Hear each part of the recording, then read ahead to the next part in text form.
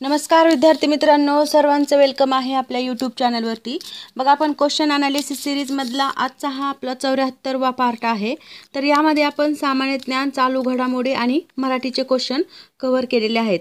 तर बघा, पहिला क्वेश्चन आहे, गुजरात व उत्तर कर्नाटकसह मुंबई राज्याची निर्मिती केव्हा झाली? तर बघा, ह्याची करेक्ट आन्सर आहे बी ऑप्शन 1 नोव्हेंबर 1956ला गुजरात व उत्तर कर्नाटकसह मुंबई राज्याची निर्मिती झालेली आहे।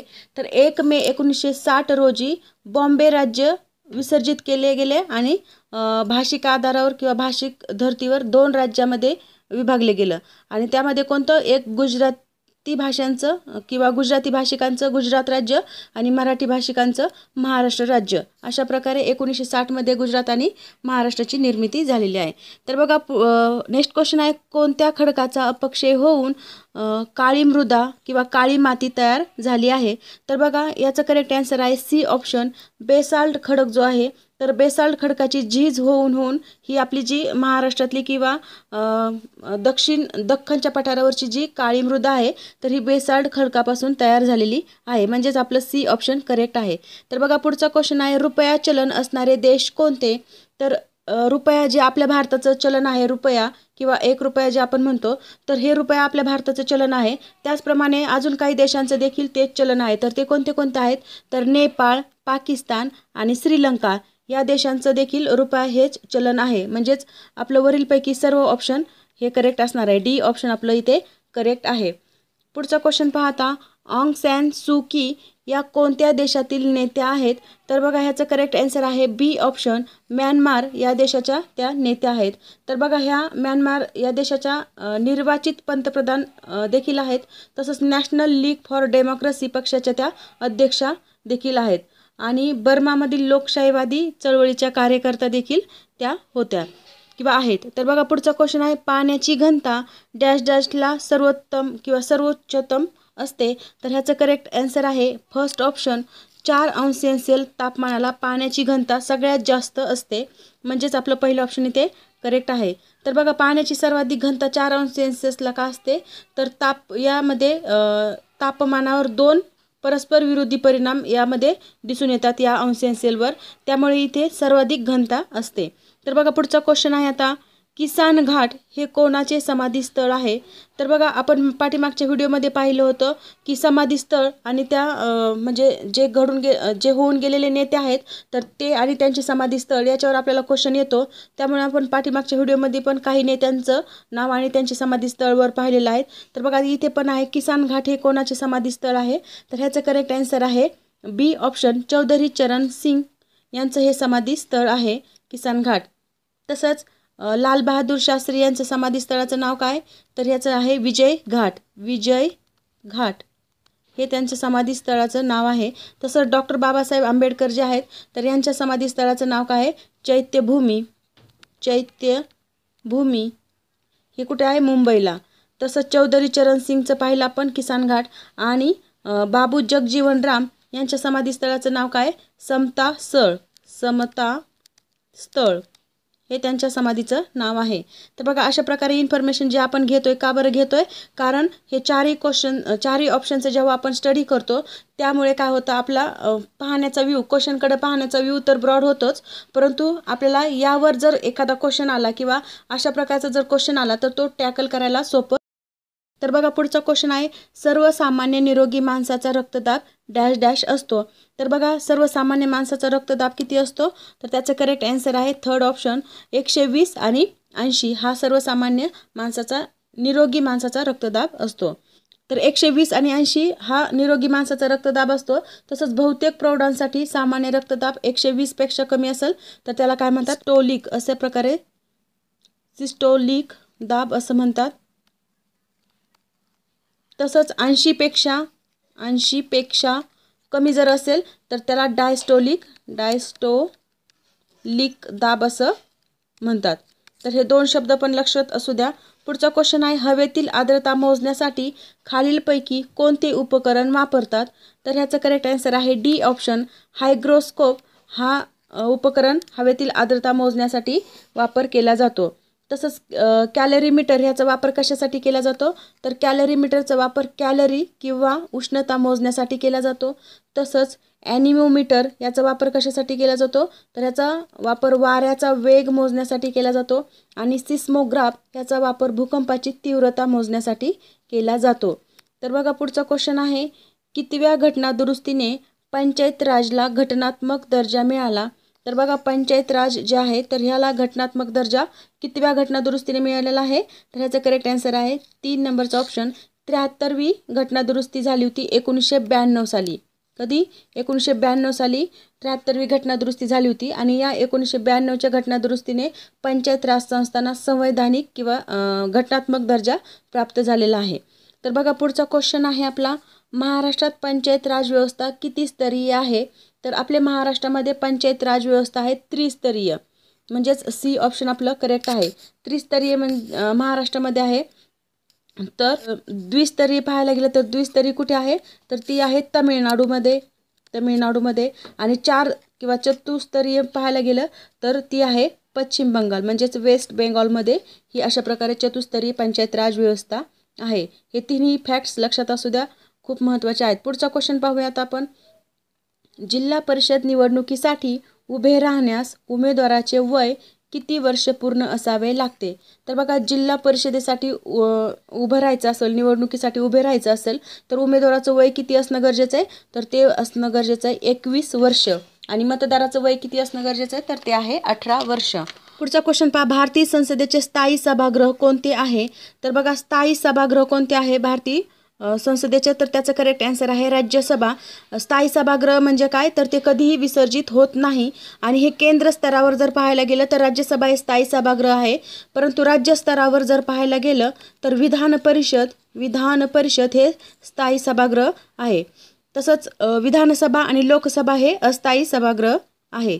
तर बघा पुढचा क्वेश्चन आहे आपला, चिल्का सरोवर खालीलपैकी कोणत्या राज्यात आहे. तर चिल्का सरोवर हे ओडिशा राज्यात आहे, म्हणजेच पहिलंच ऑप्शन आपलं करेक्ट आहे. चिल्का सरोवर हे भारताच्या पूर्व भागातील जे आहे, म्हणजे आता हे भारताचं नकाशा मी इथे काढून दाखवते तुम्हाला. तर अशा प्रकारे इथला जो पार्ट आहे इथला ओडिशा राज्याचा, तर इथे हे चिल्का सरोवर आहे. आणि हे चिल्का सरोवर कसं आहे, तर हे खाऱ्या पाण्याचं सर्वात मोठं सरोवर आहे. खाऱ्या पाण्याचं लक्षात असू द्या, हे खाऱ्या पाण्याचं सरोवर आहे. पुढचा क्वेश्चन आहे, खालीलपैकी या प्राण्यास महाराष्ट्राचा राज्य प्राणी म्हणून गणले जाते. तर बघा महाराष्ट्राचा राज्य प्राणी कोणता आहे, तर त्याचं करेक्ट आन्सर आहे क ऑप्शन शेकरू हा प्राणी महाराष्ट्राचा राज्य प्राणी आहे. तसंच राज्य पक्षी जर पाहायला गेलं तर ते कोणतं आहे, हरियाल हे राज्य पक्षी आहे. तसंच राज्य वृक्ष जर पाहायला गेलं तर ते आहे आंब्याचं झाड म्हणजेच आंबा. तसंच राज्य फूल जर पाहायला गेलं तर फूल कोणतं आहे, जारूल हे राज्य फूल आहे.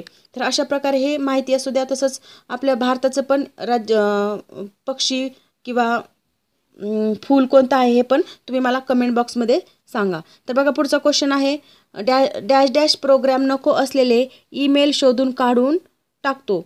तर बघा आपल्या मेल बॉक्स असतो तर त्याच्यामध्ये नको असलेले ईमेल शोधायचे आणि तो काढून टाकायचा, असं काम कोणता प्रोग्राम करतो, तर त्याचं करेक्ट आन्सर आहे अँटी स्मॅप हे जो प्रोग्राम आहे. तर हे काय करतं, आपल्या मोबाईलमधले म्हणा किंवा लॅपटॉप जो आहे त्याच्यामधलं ईमेल जे नको आहेत त्या शोधून काढतं आणि ते नष्ट करतं. तर बघा पुढचा क्वेश्चन पाहूया आता, कोणत्या राज्यातील कलाईकुंडा येथे देशातील सर्वाधिक तापमानाची नोंद झालेली आहे. तर बघा कलाईकुंडा हे कोणत्या राज्यात आहे, तर ह्याचं करेक्ट आन्सर आहे पहिलंच ऑप्शन पश्चिम बंगालमध्ये हे कलाईकुंडा हे ठिकाण आहे. आणि इथे सर्वात जास्त म्हणजे एकूण 47.2 अंश सेल्सिअस एवढ्या तापमानाची नोंद झालेली आहे. नेक्स्ट क्वेश्चन पहा, केंद्र सरकारने 2030 पर्यंत सेवा क्षेत्राची निर्यात किती अब्ज डॉलरवर नेण्याचे उद्दिष्ट ठेवलेलं आहे. तर बघा याचं करेक्ट आन्सर आहे डी ऑप्शन, $1000 नेण्याचं उद्दिष्ट केंद्र सरकारने ठेवलेलं आहे. ते कधीपर्यंत ठेवलेलं आहे, तर ते 2030 पर्यंत हे उद्दिष्ट आपल्याला कंप्लीट करायचं आहे. पुढचा क्वेश्चन आहे, आंतरराष्ट्रीय कामगार दिन कधी साजरा करण्यात येतो. तर बघा आंतरराष्ट्रीय कामगार दिन हा बी ऑप्शन करेक्ट आहे 1 मेला साजरा करण्यात येतो. 1 मे या दिवशी आंतरराष्ट्रीय कामगार दिन साजरा करण्याची जी सुरुवात झाली होती ती कुठे झाली होती, पहिल्यांदा युरोपमध्ये. युरोपमध्ये झाली होती आणि कधीपासून तर 1889मध्ये ही सुरुवात झाली होती. तसंच भारतात पहिला कामगार दिन कधी साजरा केला होता तर 1 मे 1923ला भारतामध्ये चेन्नईमध्ये हा पहिला कामगार दिन सेलिब्रेट केला होता. तर नेक्स्ट क्वेश्चन आहे 1 मे हा दिवस देशातील कोणत्या 2 राज्याचा स्थापना दिन म्हणून देखील साजरा करण्यात येतो. तर बघा 1 मेला आंतरराष्ट्रीय कामगार दिन तर आहेच, तसंच याची सुरुवात युरोपमध्ये झाली होती आणि भारतामध्ये 1923मध्ये सेलिब्रेट केला होता. परंतु असे कोणते राज्य आहेत की ज्यांचा हा दिवस कसा आहे स्थापना दिन म्हणून पण ओळखला जातो, तर तो आहे आपला महाराष्ट्र आणि आपल्या शेजारी असणारा गुजरात. या 2 राज्याचा देखील हा स्थापना दिन म्हणून ओळखला जातो. तर बघा पुढचा क्वेश्चन आहे केंद्रीय पर्यावरण मंत्रालयाने शेरगड वन्यजीव अभयारण्याला इको सेन्सिटिव्ह झोन घोषित करण्याची अधिसूचना जारी केली आहे. हे अभयारण्य कोणत्या राज्यातील आहे? तर बघा इको सेन्सिटिव्ह झोन म्हणून घोषित करण्यात आलेलं हे शेरगड वन्यजीव अभयारण्य कोणत्या राज्यात आहे? तर त्याचं करेक्ट आन्सर आहे राजस्थान, म्हणजेच सी ऑप्शन आपलं इथे करेक्ट आहे. राजस्थानमध्ये अशा प्रकारे हे वन्यजीव अभयारण्य आहे. तर नेक्स्ट क्वेश्चन बघा पद्याची रचना. बघा आता हे आपले 10 क्वेश्चन जे सांगितल्याप्रमाणे मराठीचे घेतोय आपण. तर याच्यामध्ये बघा पहिला क्वेश्चन काय मराठीचा, पद्याची रचना ज्या शास्त्रांच्या आधाराने होत असते किंवा अनेक प्रकारच्या पद्यावरून जे शास्त्र तयार झालेले आहे त्यांचे नाव कोणते? तर ह्याचं करेक्ट आन्सर आहे 4 नंबरचा ऑप्शन छंदशास्त्र हे त्याचं नाव आहे. पद्यरचना शास्त्रालाच आपण छंदशास्त्र असे सुद्धा म्हणतो, म्हणून 4 नंबरचा ऑप्शन आपल्या इथे करेक्ट आहे. नेक्स्ट क्वेश्चन पाहूया खालीलपैकी कोणता शब्द तत्सम आहे? तत्सम म्हणजे काय बघा, तर संस्कृत भाषेतून जशाचा तसा आलेला मराठी भाषेतला जो शब्द असतो त्याला आपण तत्सम शब्द असं म्हणतो. मग इथे तत्सम शब्द कोणता आहे? तर 2 नंबरचा ऑप्शन इथे करेक्ट आहे. पिता हा शब्द तत्सम शब्द आहे. बघा नेक्स्ट क्वेश्चन आहे अण्णा, अप्पा, अक्का, ताई हे शब्द मराठीत कोणत्या भाषेतून आलेले आहेत? तर बघा अशा प्रकारे मराठी भाषेतले भरपूर असे शब्द आहेत की ज्या आपण परकीय भाषा किंवा फॉरेन लँग्वेज किंवा प्रादेशिक ज्या भाषा आहेत वेगवेगळ्या त्याच्यामधून आपण मराठी भाषेत समावेश केलेला आहे. तर हे जे शब्द आहेत अण्णा, अक्का, अप्पा, ताई हे शब्द कानडी भाषेतून आपल्या मराठीत आलेले आहेत, म्हणजेच 3 नंबरचं ऑप्शन आपलं करेक्ट आहे. नेक्स्ट क्वेश्चन पाहूया आता खाली दिलेल्या शब्दापैकी अभ्यस्त शब्द ओळखा. तर अभ्यस्त शब्द याच्यातला आहे 4 नंबरचा ऑप्शन समोरासमोर हा शब्द अभ्यस्त शब्द आहे. तर अभ्यस्त शब्द कसा ओळखायचा? तर बघा एक पूर्ण शब्द जो असतो तर त्या शब्दाची पुनरावृत्ती झाल्यास तो पूर्ण अभ्यस्त शब्द असतो. तर काही अक्षरे बदलून जर आला तर तो असतो अंशाभ्यस्त शब्द. म्हणजे अभ्यस्त शब्द हे लक्षात घ्या, समोर आणि समोर हे दोन्ही अक्षर किंवा दोन्ही शब्द डबल डबल आलेले आहेत, म्हणजेच पूर्ण अभ्यस्त शब्दाचं पूर्णतः फेरपालट होऊन तोच शब्द डबल येतो, किंवा अंशाभ्यस्त शब्द जर असेल तर त्याच्यामध्ये थोडाफार चेंजेस होऊन तो शब्द डबल आलेला असतो. तर बघा पुढचा क्वेश्चन आहे आता शब्दाचा अर्थ व्यक्त करण्याच्या डॅश डॅश शक्ती असतात, या वाक्यातील गाळलेला शब्द निवडा. तर इथे शब्द गाळलेला आहे आणि ते कोणता शब्द आहेत? तर शब्दाचा अर्थ व्यक्त करणाऱ्या ज्या शक्ती असतात त्या एकूण किती असतात? तर त्या असतात 3, म्हणजेच पहिलं ऑप्शन आपलं करेक्ट आहे. 3 शक्ती आहेत आणि त्या कोणत्या कोणत्या आहेत? तर पहिली आहे अभिधा, दुसरी आहे लक्षणा आणि तिसरी आहे व्यंजना. या शब्दाच्या 3 शक्ती आहेत. तर बघा नेक्स्ट क्वेश्चन आहे वाक्यात 2 शब्द जोडताना कोणते चिन्ह वापरतात? तर 2 शब्द जर जोडायचे असतील तर कोणते चिन्ह वापरलं जातं? त्याचं करेक्ट आन्सर आहे 2 नंबरचं ऑप्शन संयोग चिन्ह इथे वापरलं जातं. तर बघा संयोग चिन्ह 2 शब्द जोडताना किंवा ओळीच्या शेवटी जर शब्द तुटला असला तर आपण हे संयोग चिन्ह इथे वापरतो, म्हणून आपलं 2 नंबरचं ऑप्शन इथे करेक्ट आहे.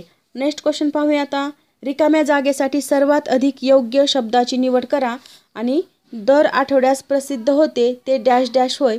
तर इथे ही रिकामी जागा आहे आणि दर आठवड्याला प्रसिद्ध होणारं काय असतं? तर त्याचं करेक्ट आन्सर आहे फर्स्ट ऑप्शन साप्ताहिक. हे दर आठवड्याला प्रसिद्ध होतं. तर दिवसाला प्रसिद्ध होणारं काय असतं? तर ते असतं दैनिक. आणि 7 दिवसाला प्रसिद्ध होणारं असतं साप्ताहिक. तसंच 15 दिवसाला प्रसिद्ध होतं ते काय असतं? पाक्षिक. आणि महिन्याला प्रसिद्ध होतं ते असतं मासिक. तर बघा नेक्स्ट क्वेश्चन आहे मागून जन्मलेला या शब्दसमूहासाठी दिलेला योग्य शब्द ओळखा. तर मागून जन्मलेला ह्याचं करेक्ट आन्सर काय असणार आहे? तर ह्याचं करेक्ट आन्सर आहे 2 नंबरचं ऑप्शन अनुज हे त्याचं करेक्ट आन्सर आहे. मागून जन्मलेला म्हणजे अनुज.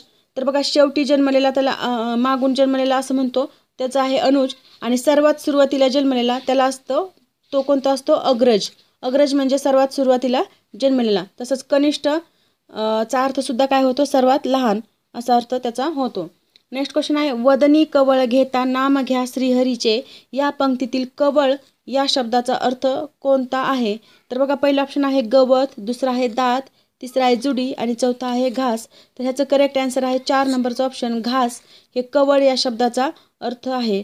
तसंच अन्नाचा घासाला तर कवळ असं म्हणतोच, तसंच कवळ या शब्दाचा अजून दुसरा पण अर्थ होतो, ते म्हणजे मिठी मारणे, हा देखील त्याचा अर्थ होतो. परंतु आपल्याला ऑप्शन काय दिलेत त्याच्यावरून आपण, किंवा प्रश्न काय विचारला आहे त्याच्यावरून आपण उत्तर लिहायचं असतं. तर बघा, नेक्स्ट क्वेश्चन आहे, पुढील वाक्यप्रचाराचा अर्थ सांगा. तर वाक्यप्रचार काय दिलाय, डोळ्यात तेल घालणे हा वाक्यप्रचार दिलाय आणि ह्याचा आन्सर काय आहे, तर 3 नंबरचं ऑप्शन, अतिशय काळजीपूर्वक एखादे कार्य करणे म्हणजे डोळ्यात तेल घालणे हा त्याचा अर्थ होतो. अतिशय काळजीपूर्वक किंवा लक्ष देऊन एखादी गोष्ट करतो तेव्हा आपण काय म्हणतो, डोळ्यात तेल घालून. समजा एखादा मुलगा MPSC ॲस्पिरंट आहे किंवा स्पर्धा परीक्षेची तयारी करत आहे, तर तो डोळ्यात तेल घालून तो स्टडी करत असतो, म्हणजेच असा त्याचा अर्थ होतो. तर बघा मित्रांनो, आपण इथे अशा प्रकारे GKचे आणि करंट अफेअरचे तसंच मराठीचे क्वेश्चन इथे कव्हर केलेले आहेत. तर हा व्हिडिओ कसा वाटला, आणि तुम्ही कमेंट्समध्ये सांगू शकता की मराठीचं जे आपण 10 क्वेश्चन इथे ॲड केलेले आहेत, तर हा प्रोग्राम तुम्हाला कसा वाटतो हे देखील मला सांगू शकता. आणि अशा प्रकारचे जर व्हिडिओ तुम्हाला पाहायची इच्छा असेल किंवा आवडत असतील तर आपल्या चॅनलला जास्तीत जास्त शेअर करा, लाईक करा आणि बेल आयकॉनवर प्रेस करा, जेणेकरून तुम्हाला नवीन नवीन व्हिडिओची अपडेट भेटत राहील. आणि अशाच प्रकारचे व्हिडिओ पाहत राहा. मित्रांनो, कुठेही घायाळ राहू नका. मराठी शब्द वापरला आहे, घायाळ राहणे म्हणजे काय, तर म्हणजे काहीतरी आता आचारसंहिता लागलेली, आता अभ्यास करायची गरज नाही. जेव्हा ॲड येईल, जेव्हा ॲड तर आलेली, फॉर्म भरून झालेले आहेत, पण जेव्हा डेट डिक्लेअर होईल तेव्हा आपण अभ्यास करू, तेव्हा ग्राउंड करू, असं म्हणून तुम्हाला वर्दी भेटणार नाही. हा माझा शब्द लक्षात ठेवा. जर जे मुलं आत्ता शांततेच्या काळात देखील स्वतःचं तयारी करत आहेत किंवा स्वतः प्रिपेअर आहेत, स्वतःचं प्रिपरेशन ज्यांचं चालू आहे, त्याच मुलांना वर्दी भेटणार आहे, हे माझा शब्द लक्षात असू द्या. त्यामुळे रोजचे रोज व्हिडिओ पाहत राहा, रोजचे रोज अभ्यास करा आणि रोजचे रोज वर्कआउट करा. अशा प्रकारचे व्हिडिओ पाहण्यासाठी आपल्या चॅनलला जास्तीत जास्त शेअर करा, लाईक करा आणि सबस्क्राईब करा. Thank you very much.